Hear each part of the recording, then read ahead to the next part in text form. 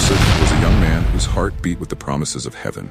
His life was marked by rejection, betrayal, and suffering from a young age.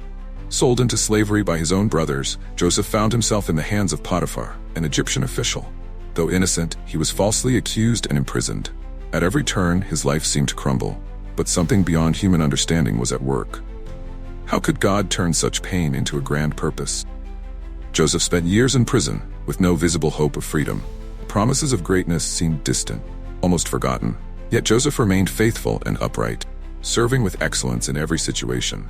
The darkness of his cell seemed like the end, but Joseph's destiny was not sealed. What he did not know was that, amid all the trials, God was silently weaving the thread of redemption. The end of the story had yet to be told. How can we explain the mysterious ways of God? Why would a young man so innocent have to endure so much adversity? Joseph's life seemed like a tragedy in motion, a tale of accumulating injustices. But what lay in store for him went far beyond what anyone could imagine. Each fall, each injustice suffered, was a step toward the fulfillment of a much greater purpose. How could a wronged slave become the governor of Egypt? Joseph's story is a testimony to the mysterious and surprising providence of God. At the height of his suffering, God intervened in an unexpected way, completely changing his destiny. One who was rejected, sold, and forgotten would become the most powerful man in Egypt after Pharaoh. But how did this happen? And what can we learn from his journey? This is the mystery we will reveal, a story of pain transformed into glory. From the moment of Joseph's birth, Jacob held a special love for him. Joseph was the first son of Rachel, Jacob's beloved wife, who had long waited to conceive. Rachel, the woman for whom Jacob worked 14 years, died giving birth to Joseph's younger brother, Benjamin. As she breathed her last, for she was dying, she named her son Ben-Oni, but his father named him Benjamin. Genesis 35:18. The loss of Rachel made Joseph the most cherished son, the link between Jacob and the great love of his life. For Joseph, his father's favoritism manifested in a tangible way. The multicolored coat he received was not just any gift, but a symbol of honor and distinction. Now Israel loved Joseph more than any of his other sons because he had been born to him in his old age, and he made an ornate robe for him. Genesis 37:3. That coat represented not only Jacob's love, but also the pain of loss and the desire to protect Rachel's legacy. However, this special love had painful consequences. Joseph's brothers, already burdened by the loss of their mother, felt rejected and overlooked. Each time they saw Joseph wearing the coat, they were reminded of the affection they so deeply longed for, but never received. Each heart knows its own bitterness. Proverbs 14:10. The coat became a symbol of what they could never have, their father's unconditional love. Resentment grew, as did the desire for revenge. Jacob's preference for Joseph was like a sharp knife that divided the family. Joseph, the beloved son, became the target of his brothers' accumulated anger. They no longer saw him as a brother, but as a constant reminder of all they had lost. For where you have envy and selfish ambition, there you find disorder and every evil practice. James 3:16. Jacob's favoritism planted the seeds of a tragedy that would change Joseph's life forever. Still a young man, Joseph began to have dreams that would disturb his family and mark the beginning of his journey. One night, he dreamed that he and his brothers were binding sheaves of grain in the field. His sheaf stood upright while his brothers' sheaves gathered around and bowed down to it. He said to them, "Listen to this dream I had. We were binding sheaves of grain out in the field, when suddenly my sheaf rose and stood upright, while your sheaves gathered around mine and bowed down to it." Genesis 37:6-7. The meaning of the dream was clear to his brothers. Joseph was implying that he would rule over them. But the young man did not stop there. In another dream, he saw the sun, moon, and 11 stars bowing down to him. Then he had another dream, and he told it to his brothers. "Listen," he said, "I had another dream, and this time the sun and moon and 11 stars were bowing down to me." Genesis 37:9. The audacity of these visions further inflamed the jealousy and hatred already brewing in his brothers. Joseph's dreams were not mere fantasies, but prophetic visions given by God, revealing what was to come. However, his brothers saw only arrogance in his words. Even Jacob, who deeply loved him, rebuked Joseph, questioning whether he, his mother, and his brothers would indeed bow down to him. When he told his father as well as his brothers, his father rebuked him and said, "What is this dream you had? Will your mother and I and your brothers actually come and bow down to the ground before you?" Genesis 37. Yet Jacob kept these things in mind, aware that God might be revealing something significant. These dreams would become the spark that ignited a series of painful and transformative events in Joseph's life. His brothers, already consumed by envy, decided they could not allow such dreams to come true. How could they fight against the destiny ordained by God? Many are the plans in a person's heart, but it is the Lord's purpose that prevails. Proverbs 19:21. What they did not know was that in trying to prevent Joseph's dreams, they were actually helping to fulfill them. The jealousy and hatred of Joseph's brothers finally reached a climax on a fateful day. While Joseph was walking toward them, sent by his father, brothers conspired against him. But they saw him in the distance, and before he reached them, they plotted to kill him. Genesis 37:18. The initial plan was to kill him, but the eldest brother, Reuben, suggested throwing him into a dry cistern, the secret intention of rescuing him later. However, while Reuben was away, the brothers saw a caravan of Ishmaelite merchants approaching. Judah then proposed a new idea, selling Joseph into slavery. Judah said to his brothers, "What will we gain if we kill our brother and cover up his blood? Come, let's sell him to the Ishmaelites and not lay our hands on him. After all, he is our brother, our own flesh and blood." His brothers agreed. Genesis 37:26-27. Motivated by greed and resentment, the brothers agreed and sold Joseph for 20 pieces of silver. Joseph, who had been the cherished son of Jacob, now found himself chained and taken to a foreign land. His cry for mercy fell on deaf ears. So when the Midianite merchants came by, his brothers pulled Joseph up out of the cistern and sold him for 20 shekels of silver to the Ishmaelites, took him to Egypt. Genesis 37:28. The young man who dreamed of a future of leadership and power now walked as a slave toward the unknown. What despair must have filled his heart. The merchants took Joseph to Egypt, where he was sold to Potiphar, an official of Pharaoh and captain of the guard. His fate seemed sealed. The young dreamer was now a slave in a strange land. But even in the darkness, God was with him. The Lord was with Joseph so that he prospered, and he lived in the house of his Egyptian master. Genesis 39. Joseph's journey was just beginning, and though everything seemed lost, God was silently orchestrating a greater plan. Upon arriving in Egypt, Joseph was purchased by Potiphar, a man of high rank, responsible for Pharaoh's guard. Although Joseph was a foreigner and a slave, he quickly distinguished himself by his integrity and skill. The Lord was with Joseph so that he prospered, and he lived in the house of his Egyptian master. Genesis 39:2. Potiphar saw that there was something special about Joseph, something beyond his abilities. Recognizing God's favor upon him, Potiphar entrusted Joseph with the management of his entire household.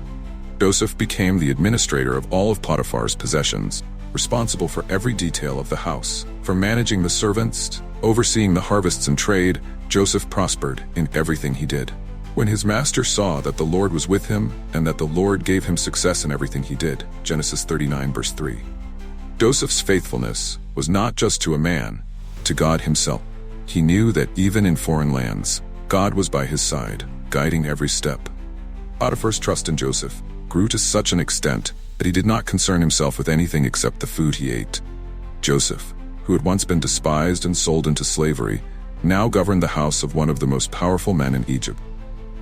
From the time he put him in charge of his household and of all that he owned, the Lord blessed the household of the Egyptian because of Joseph. The blessing of the Lord was on everything Potiphar had, both in the house and in the field. Genesis 39:5. Even in adversity, Joseph remained faithful, and God blessed him greatly. But as always, faithfulness to God often attracts challenges and temptations. Joseph was about to face a trial that would test his integrity and trust in God. Potiphar's wife, attracted by Joseph's appearance and character, cast a longing eye upon him. What would happen to Joseph in the face of this temptation? How would he maintain his faithfulness to God amid this new and dangerous trial? Joseph, blessed with wisdom and good looks, soon caught the unwanted attention of Potiphar's wife. She desired him and day after day tried to seduce him. And after a while, his master's wife took notice of Joseph and said, "Come to bed with me." Genesis 39:7. For a young man who had suffered so much, this proposal might have seemed like an opportunity to ease his burden, but Joseph was different. His loyalty to God and to his master was unwavering. With each advance, Joseph firmly refused, making it clear that he could not betray Potiphar's trust or sin against God. How then could I do such a wicked thing and sin against God? Genesis 39:9. The temptation was constant, but Joseph did not yield. His integrity was not just a matter of character, but of deep spiritual conviction. He knew that giving in to sin would mean betraying everything he believed in and everything he had fought for until now. Frustrated by his constant rejections, Potiphar's wife decided to act treacherously. She set a trap, and when Joseph once again resisted, she falsely accused him of attempting to rape her. She called her household servant. "Look," she said to them, "this Hebrew has been brought to us to make sport of us. He came in here to sleep with me, but I screamed." Genesis 39:14. Her lies were enough to enrage Potiphar, who had Joseph thrown into prison. Joseph, who had been faithful in everything, now faced a new and grim reality. The one who refused sin and maintained his integrity was being punished for a crime he did not commit. But even in the depths of the prison, God's presence never left him. But while Joseph was there in the prison, the Lord was with him. He showed him kindness and granted him favor in the eyes of the prison warden. Genesis 39:21. Joseph's faithfulness would be tested again, and God, in his sovereignty, would continue to guide every step of his faithful servant. Joseph was thrown into prison, a place where many lose hope, but even there, God was with him. The Lord was with him. He showed him kindness and granted him favor in the eyes of the prison warden. Genesis 39:21. Wherever Joseph went, God's hand followed. The warden, impressed by Joseph's wisdom and integrity, put him in charge of all the prisoners, entrusting him with the administration of the entire facility. Even in prison, Joseph continued to serve with excellence. The darkness of the prison did not extinguish the light of Joseph's faith. During this time, he met two of Pharaoh's officials, cupbearer and the baker, who were also in prison. Each had a dream they could not understand, and Joseph, with God's help, correctly interpreted both dreams. Do not interpretations belong to God? Tell me your dreams. Genesis 40, verse 8. Joseph's interpretation revealed the fate of the two men. Cupbearer would be restored to his position, and the baker would be executed. Joseph's words came true exactly as he had predicted. However, the cupbearer, once restored, forgot about Joseph. Once again, Joseph faced the reality of being forgotten and left behind, despite having been faithful. The chief cupbearer, however, did not remember Joseph. He forgot him. Genesis 40:23. For many, this could have been the end, but Joseph knew that God was in control and that, in his time, the Lord would bring justice and fulfill his plan. Joseph remained in prison, but God had not abandoned him. The one who had interpreted the prisoner's dreams would one day be called to interpret the dreams of a king. There is a time for everything, and a season for every activity under the heaven. Ecclesiastes 3:1. God's timing for Joseph's exaltation was near, and every moment of his trial was preparing him for the greater purpose that awaited him. God was about to transform Joseph's life in a way that no one could imagine. Joseph had literally and figuratively faced the bottom of the pit. From the cistern where his brothers threw him to the unjust prison in Egypt, his life seemed to be a series of misfortunes. Each moment of pain seemed to draw a dark destiny. They took him and threw him into the cistern. The cistern was empty. There was no water in it. Genesis 37:24. But even in the dry cistern, God was present, preparing Joseph for something far greater than he could imagine. Being sold as a slave seemed to be the end of his hopes. Joseph was torn from his homeland, from his family, and taken to an uncertain future. Would this be the fate of a man blessed by God? Joseph was taken to Egypt, Genesis 39:1. There, far from everything he knew, Joseph not only survived, but thrived.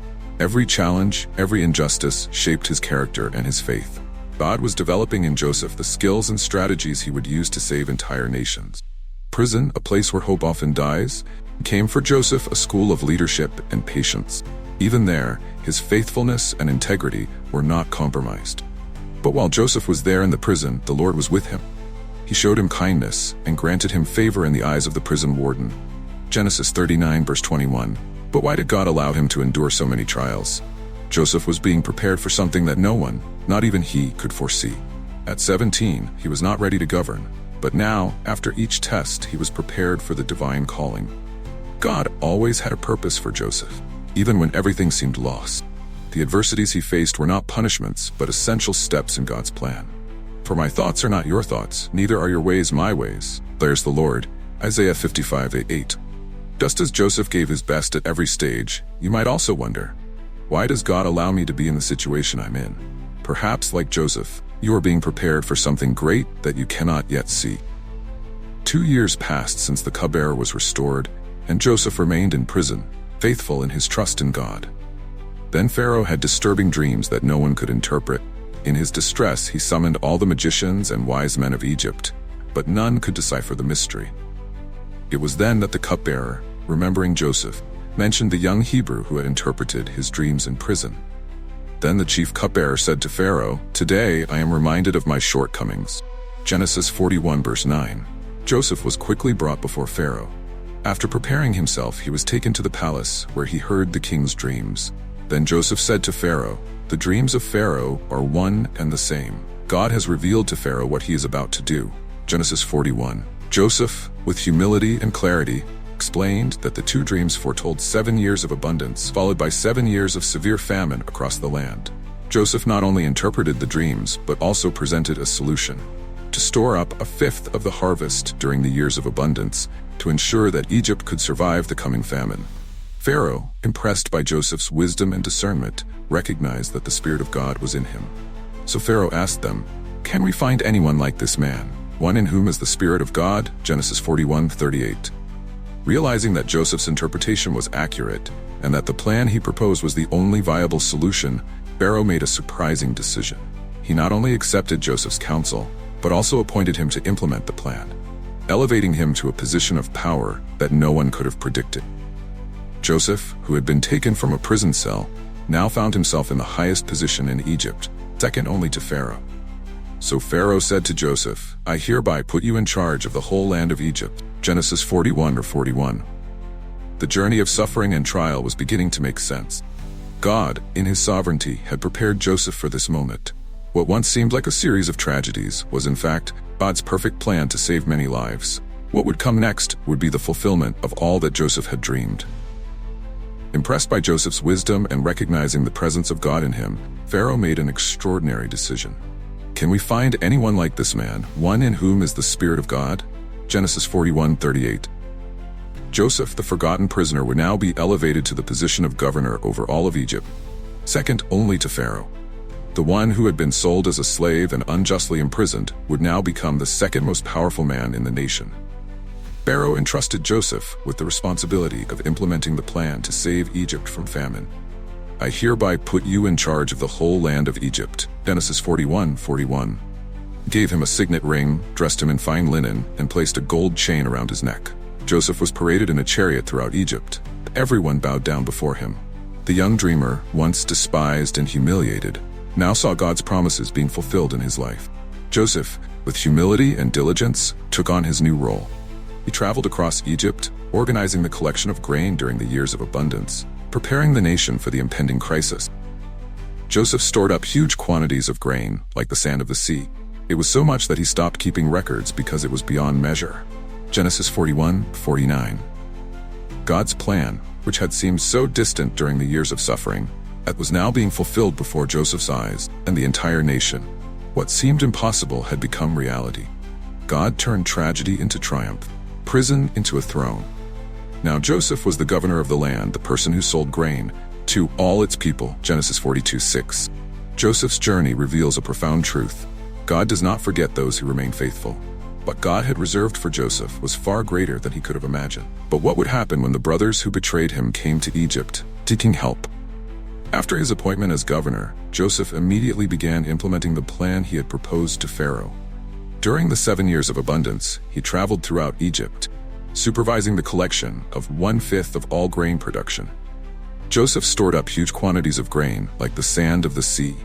It was so much that he stopped keeping records because it was beyond measure. Genesis 41:49. With the wisdom God had given him, Joseph ensured that Egypt was prepared to face the impending crisis.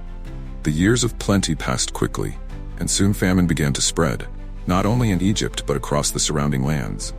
As predicted, the severity of the famine caused people from all over to come to Egypt to buy grain. When the famine had spread over the whole country, Joseph opened all the storehouses and sold grain to the Egyptians, for the famine was severe throughout Egypt. Genesis 41:56.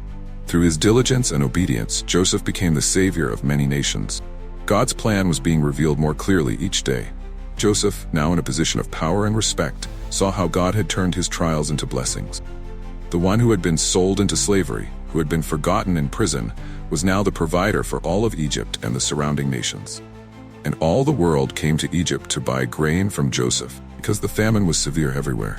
Genesis 41:7. Joseph's faithfulness at every stage of his life was rewarded, and he was fulfilling the divine purpose. The famine that devastated the nations brought to Egypt people Joseph never imagined he would see again. His brothers, who had sold him into slavery, now came to Egypt seeking help, but they did not recognize him. How would Joseph, now endowed with power and authority, deal with this unexpected turn of events? The story God was writing in Joseph's life was about to reach a decisive point where past and present would collide in a surprising way. The 7 years of famine struck with devastating force, just as Joseph had predicted.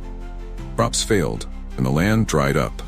What had once been a prosperous nation now depended on the storehouses carefully prepared by Joseph. When all Egypt began to feel the famine, people cried to Pharaoh for food. Then Pharaoh told all the Egyptians, "Go to Joseph and do what he tells you." Genesis 41:5. Joseph's wisdom, guided by God, made Egypt the center of provision for many nations. The famine spread rapidly, reaching neighboring lands, including Canaan, where Joseph's family lived. Desperate, Joseph's brothers traveled to Egypt in search of food, unaware that they would face the very brother they had betrayed and sold into slavery. When Jacob learned that there was grain in Egypt, he said to his sons, "Why do you just keep looking at each other?" He continued, "I have heard that there is grain in Egypt. Go down there and buy some for us, so that we may live and not die." Genesis 42:1-2. The reunion was about to happen. God had already prepared Joseph for this moment. When Joseph's brothers arrived in Egypt, they were brought before the governor, not recognizing that he was their lost brother. Joseph, however, recognized them immediately but kept his identity hidden. As soon as Joseph saw his brothers, he recognized them, but he pretended to be a stranger and spoke harshly to them. Genesis 42:7. Joseph's heart was torn between the pain of the past and the purpose God had revealed to him. He knew this was a crucial moment where God's plan would begin to unfold more clearly. The famine continued to ravage the land, and the need for food brought Joseph's brothers back to Egypt, not just once, but twice. Each encounter with Joseph brought them closer to the final revelation. How would Joseph deal with the presence of those who had caused him so much suffering? But Israel's sons were among those who went to buy grain, for there was famine in the land of Canaan also. Genesis 42:5. What was to come would be a test not only for Joseph, but for his entire family. The reunion between Joseph and his brothers was a moment full of tension and emotion. Joseph's brothers, hungry and desperate, arrived in Egypt, unaware that the powerful governor was the brother they had betrayed and sold into slavery. Joseph recognized them immediately, but kept his identity a secret. Although Joseph recognized his brothers, they did not recognize him. Genesis 42:8. He felt the weight of the past, but he also saw the opportunity to test their character. Joseph spoke harshly to them and accused them of being spies, a ruse to assess whether they had changed since the day they betrayed him. "You are spies. You have come to see where our land is unprotected." Genesis 42:9. Terrified, the brothers denied the accusations, and, not knowing who they were speaking to, revealed details about their family, mentioning their younger brother, Benjamin. Upon hearing this, Joseph remembered his family and devised a plan to bring Benjamin to Egypt. To test his brother's honesty, Joseph demanded that they bring Benjamin to prove their words. "Send one of your number to get your brother. The rest of you will be kept in prison, so that your words may be tested to see if you are telling the truth." Genesis 42:16. Joseph kept Simeon as a guarantee, and the other brothers returned to Canaan with the devastating news. When Jacob heard of Joseph's request, his heart filled with fear, for he had already lost Joseph and did not want to risk Benjamin's life. However, the famine forced Jacob to send his sons back to Egypt, this time with Benjamin. When Joseph saw his younger brother, he was deeply moved, but still did not reveal his identity. Instead, he prepared another test for his brothers. He had his silver cup placed in Benjamin's sack, accusing him of theft. How would his brothers react? "What is this you have done?" Joseph asked. "Don't you know that a man like me can find things out by divination?" Genesis 44:15. This would be the final test to see if they had truly changed. The moment of revelation was as emotional as it was unexpected. After Joseph's brothers were accused of theft and placed in a desperate situation, Judah approached Joseph and pleaded for Benjamin's life, offering himself as a slave instead. "Now then, please let your servant remain here as my lord's slave in place of the boy, and let the boy return with his brothers." Genesis 44:33. Judah's words, filled with repentance and sacrifice, deeply touched Joseph's heart. Joseph could no longer contain his tears. In an emotional gesture, he ordered everyone to leave the room except for his brothers. When he was alone with them, he revealed his true identity. "I am Joseph. Is my father still living?" Genesis 45:3. His brothers were paralyzed with fear and astonishment, unable to believe what they were hearing. The brother they thought was dead or lost forever stood before them as the governor of Egypt. With great emotion, Joseph tried to calm his brothers' fears. He assured them that everything that had happened was part of God's sovereign plan. "Now, do not be distressed, and do not be angry with yourselves for selling me here, because it was to save lives that God sent me ahead of you." Genesis 45:5. Joseph now saw clearly that God had used every moment of suffering to prepare him for this purpose, not only to save Egypt, but also to preserve his own family. The reconciliation was complete when Joseph embraced his brothers, fully forgiving them. He asked them to return to Canaan and bring their father, Jacob, and the entire family to Egypt, where they could live safely during the years of famine. Then he threw his arms around his brother Benjamin and wept, and Benjamin embraced him, weeping. Genesis 45:14. Family, once torn apart by envy and betrayal, was now being reunited by God's grace and forgiveness. The news that Joseph was alive and ruling Egypt filled Jacob's heart with disbelief and joy. His sons returned to Canaan with chariots and gifts sent by Joseph, pleading with Jacob to go to Egypt without delay. "I'm convinced. My son Joseph is still alive. I will go and see him before I die." Genesis 45:28. The heart of the patriarch, who for so many years mourned the loss of his son, was now filled with hope and joy upon learning that he was still alive. Jacob's journey to Egypt was marked by divine blessing. Along the way, God spoke to Jacob, reassuring him about moving to Egypt and promising that there he would make his descendants a great nation. "I am God, the God of your father," said. "Do not be afraid to go down to Egypt, for I will make you into a great nation there." Genesis 46:3. With this promise, Jacob continued his journey, bringing with him his entire family and possessions. When Jacob finally arrived in Egypt, the reunion with Joseph was one of the most emotional moments of his life. Joseph, upon seeing his father, ran to embrace him, and they wept together for a long time. As soon as Joseph appeared before him, he threw his arms around his father and wept for a long time. Genesis 46:29. The father and son, separated by so many years of pain and longing, were finally reunited, and the family of Israel was whole once again. Pharaoh, recognizing Joseph's importance, offered Jacob's family the best land in Egypt, the land of Goshen, so they could live and prosper. Jacob, his sons, and all their descendants settled there, where they lived safely during the years of famine. Joseph settled his father and his brothers in Egypt and gave them property in the best part of the land, the district of Ramesses, as Pharaoh directed. Genesis 47:11. God's providence had turned a story of suffering into a story of redemption and blessings. Jacob's final years in Egypt were filled with peace and prosperity, surrounded by his family and under Joseph's loving care. He lived for another 17 years, witnessing the growth and prosperity of his children and grandchildren in the land of Goshen. Jacob lived in Egypt 17 years, and the years of his life were 147, Genesis 47:28. This time with his family brought joy to the patriarch, who had faced so much sorrow throughout his life. As he felt the end approaching, Jacob called for Joseph to bless him and make one last request. He asked Joseph to swear not to bury him in Egypt, but to take his body back to Canaan, to be laid to rest with his ancestors in the cave of Machpelah. Then he gave them these instructions: "I am about to be gathered to my people. Bury me with my fathers in the cave in the field of Ephron the Hittite." Genesis 49:29. Joseph, faithful to his father's wish, promised to fulfill this final request. Before he died, Jacob gathered his sons to bless them and prophesy about each of their futures. Jacob's words were full of meaning and revealed the destinies of the tribes of Israel. After blessing his sons, he drew his feet up into the bed and breathed his last, intent to have seen the restoration of his family. When Jacob had finished giving instructions to his sons, he drew his feet up into the bed, breathed his last, and was gathered to his people. Genesis 49:33.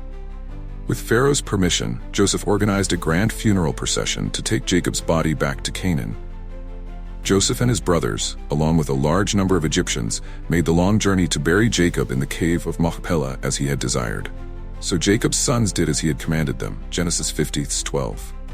Jacob's death marked the end of an era, but also the continuation of God's promises, which were beginning to be fulfilled in a grand way in the lives, His descendants. After Jacob's death, Joseph's brothers feared that he would finally take revenge for the wrongs they had done to him. Without their father's presence to protect them, they were anxious, fearing Joseph's wrath. They sent a message to Joseph, asking for mercy, reminding him of Jacob's words before he died. "Your father left these instructions before he died. This is what you are to say to Joseph. I ask you to forgive your brothers the sins and the wrongs they committed in treating you so badly." Genesis 50:6-17. When Joseph received the message, he was deeply moved and wept, called his brothers and spoke to them gently, dispelling their fears. "Don't be afraid. Am I in the place of God? You intended to harm me, but God intended it for good to accomplish what is now being done, the saving of many lives." Genesis 50:19-20. Joseph understood that everything that had happened was part of God's sovereign plan, and he chose to fully forgive his brothers. Joseph continued to care for his brothers and their families, ensuring that they lived in peace and prosperity in Egypt. He reassured them that he had no intention of seeking revenge, but that God's purpose was greater than any offense suffered. "So then, don't be afraid. I will provide for you and your children." And he reassured them and spoke kindly to them. Genesis 50:21. The reconciliation was complete, and Jacob's family remained united under Joseph's loving care.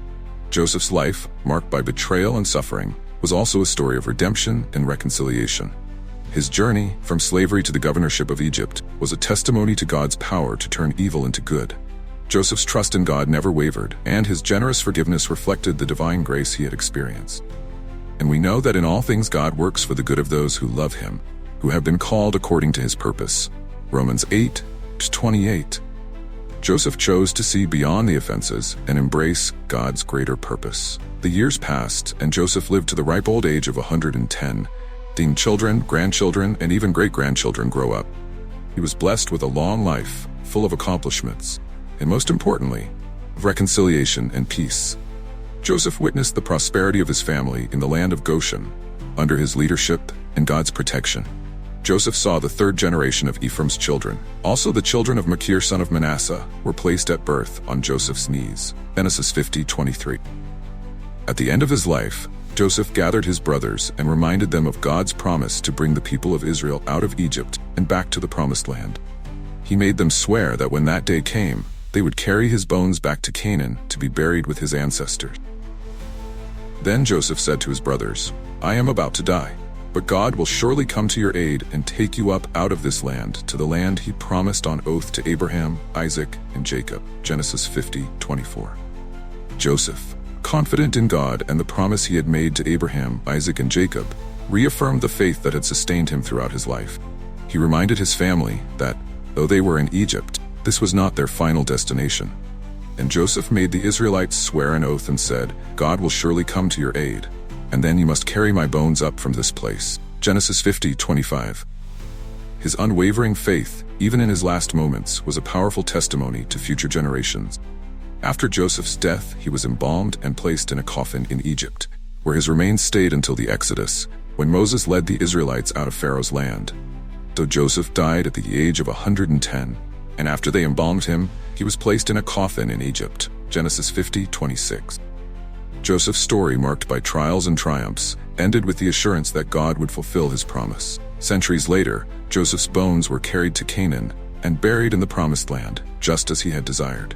Joseph's life is a profound testament to the power of faith and the mysterious workings of God's providence.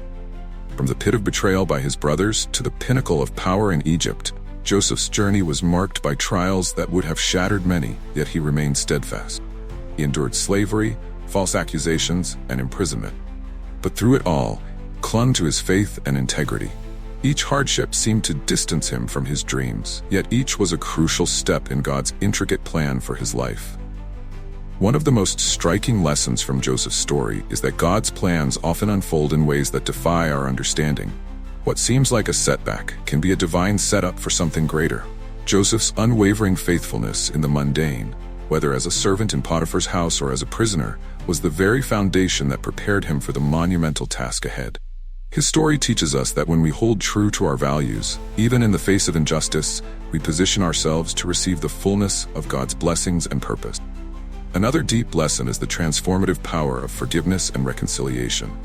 Despite the unimaginable pain inflicted by his brothers, Joseph chose to forgive. Recognizing that what they intended for harm, God used for good. His forgiveness not only mended his family, but also fulfilled God's covenant to preserve the line of Israel. This act of grace illustrates that true strength lies not in holding on to bitterness, but in embracing the healing power of God's love and mercy. Joseph's journey from the depths of despair to the heights of power is not merely a story of survival. It is a powerful declaration of God's sovereignty and grace. It reminds us that no matter how dark our circumstances, God's light can pierce through. Joseph's rise from the pit to the palace is a vivid illustration of how God can take the shattered fragments of our lives and transform them into a masterpiece, triumph. His legacy challenges us to trust in God's perfect timing, to remain unshakable in our faith, and to believe that even our greatest trials can be the foundation of our most extraordinary victory. We have reached the end of Joseph's journey, a story that teaches us about faithfulness, perseverance, and the transformative power of God. Joseph's life shows us that even in the darkest situations, God is weaving something grand. As I reflect on everything he endured, from betrayal to redemption, I'm invited to seek that same trust in God for my own life. Before we close, I would like to offer a prayer, just as Joseph entrusted his life to the Lord. I want to pray, asking God to grant me the strength to face my trials, the wisdom to see his purpose in everything I do, and the faith to remain steadfast until the end. I invite you to join me in this prayer, bringing before God all your concerns, dreams, and challenges. Let's pray. Lord God Almighty, I bow before you in reverence and gratitude, remembering the life of Joseph, who remained faithful even in the most difficult trials. Like him, I want to be faithful to your purpose for my life, even when the path is hard and the answers seem distant. Grant me, Lord, the strength to resist temptation, patience to wait for the right time, and the wisdom to understand that every trial is part of your divine plan. Lord, help me to maintain integrity and faith, just as Joseph did, trusting in you, even when everything seemed lost. May I see beyond the current difficulties and realize that you are shaping my character for something much greater. Just as Joseph, may I be a channel of your grace and love, blessing others with the wisdom and discernment from you. May my faithfulness to you be a reflection of your faithfulness in every aspect of my life. Heavenly Father, bless my personal life, my career, my projects and strategies, just as you blessed Joseph. May I prosper in everything I do, not for my own glory, but yours. I pray for my family, that we may be strengthened in love and unity, and that your peace may rule in our hearts. May I, like Joseph, see your hand guiding every step, knowing that you are working all things together for my good. Finally, grant me the grace to remain faithful until the end, always remembering that those who persevere will receive the crown of life. Be faithful until death, and I will give you the crown of life. Revelation 2:10. May I finish my race with joy, knowing that your promise is true, and that nothing can separate me from your love. In Jesus' name I pray. Amen.